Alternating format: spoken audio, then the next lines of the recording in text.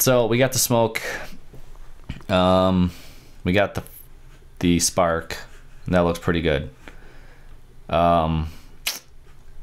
Unfortunately, I think now I might have to do a tutorial 3. Maybe not. We got 10 minutes going. I'll show you why I did this with this clip. I'm sure everyone was wondering before. I'm gonna drag this clip so it's 2 frames long. This clip is the same exact clip that's underneath it. There's no difference. Everything's the same color because I copied it. I'm gonna highlight this clip now and I'm gonna go up to color correction. Let me go to the point of the shot. We're gonna go to exposure. When the gun shoots, it's gonna brighten everything up. I don't want to go too bright though, but it's gonna brighten things. Even the darks are gonna brighten up a little bit. We want some shadow detail left, so we'll maybe bring that down and bring this up. But we don't want it. If it was like a close-up shot, I would do this and I would just leave it like this. For that 1 split second when the gun goes off, it would just be a flash of light and it would probably look pretty realistic. But what we're gonna do is, actually, you know what we can do also is a little bit of, since the shot is yellow, I'm gonna add a little bit of yellow. Yeah, I don't want to add too much. You know what, maybe I won't. It's a tough one. We'll leave it there. That took out, if you go below this line, it actually takes the blue out. So I took the blue out and we got a little bit of yellow in there. It looks pretty good. So we got this now. Looks a lot different than that. But we don't want the whole shot to look like that. I just want certain things to look like this. So this program has built into it secondary color correction, which is really awesome. Like, I don't think Final Cut Pro 7 has that. I think that's why you use color. I'm not sure though. I'm not an expert on Final Cut Pro 7, but I know this is really easy. We can add a shape mask, and now only whatever is in this mask is gonna be representative of the color correction that we just made. And it's only on this clip. So it's not gonna control anything else, just this one clip. So obviously, let me, you know what, we can zoom in a little bit here.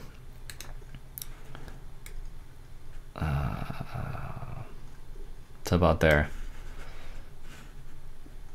The first thing we'll do is this tree. The tree is gonna have a flash of light that hits it when this gun blows. This is the feather. It controls how harsh that edge is. Like, that looks just ridiculous. If you feather it out, it kind of, you know, makes it look a little more realistic. I think I'll bring this in a little bit. And that looks actually pretty good. It's only gonna be for, this is gonna be for 2 frames. Okay, so it's not gonna be like really noticeable. It's not gonna be like, whoa, that tree just looks like it's glowing all of a sudden. It'll be really fast. And we can add as many of these as we want, actually. We can add one more. Bring that one over here. And this flash is gonna hit my arm. We're gonna make this a little smaller.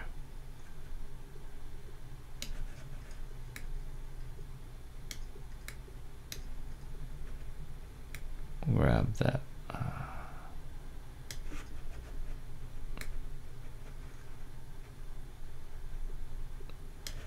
So yeah, that's not too bad. It's kind of hard to. That's pretty good, I think.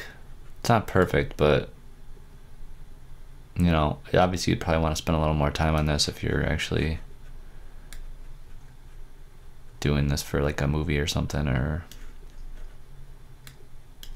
something that was more important than just a tutorial. So that looks good. We got a blast on my hand, and then we'll put another one on my face. So we'll click here, we'll make another one.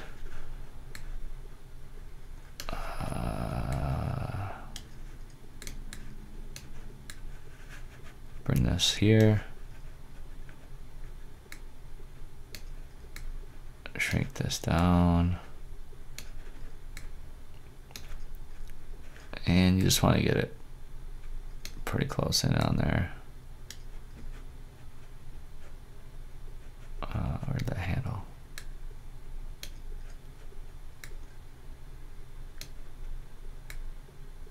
We'll give it a little tilt.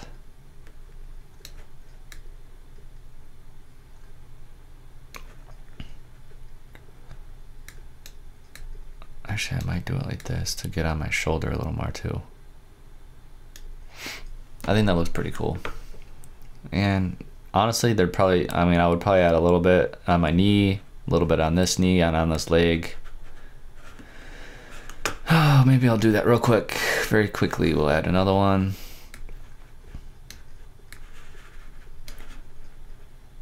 These are done, these aren't perfect. None of these are here because I'm like speeding my way through this, but normally I would spend more time. So yeah, we'll just do it like that, whatever. It's not really that big of a deal for this, but yeah. Okay, now what makes it even more realistic is we can do more of that keyframing thing with the opacity on this. So we're gonna go down here to opacity. If I drop the opacity down, all that color correction goes away. So for the first frame, which is what we're on for this clip, I want to put the opacity at 100%. And then the last frame, I think that's the last frame. Yeah. We will put the opacity at, you know what, I'm not on the last frame.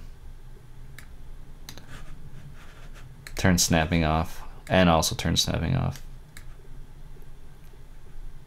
We'll put it here.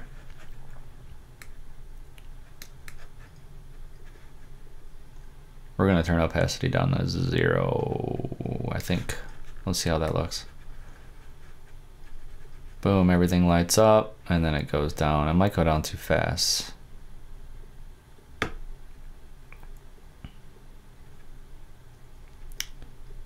At 0, we'll change it to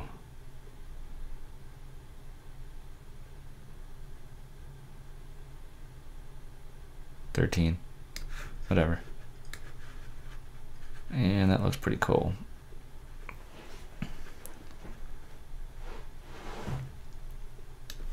And then this last, it's hard to do this frame by frame.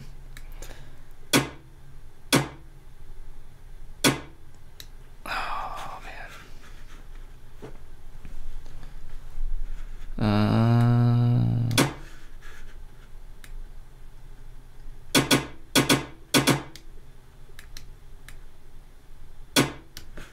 Whatever, we'll just make this 0.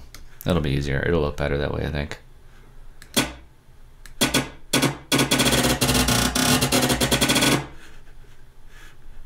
I don't know why the audio is playing, because that's clicked off, so that's very strange. Yeah, so that's about it.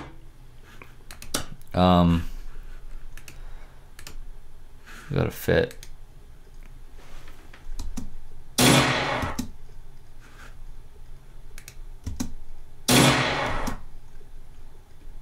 That looks pretty good. So yeah, that's it for this tutorial. This went way longer than I wanted it to, but that's about it to make a pretty realistic muzzle flash.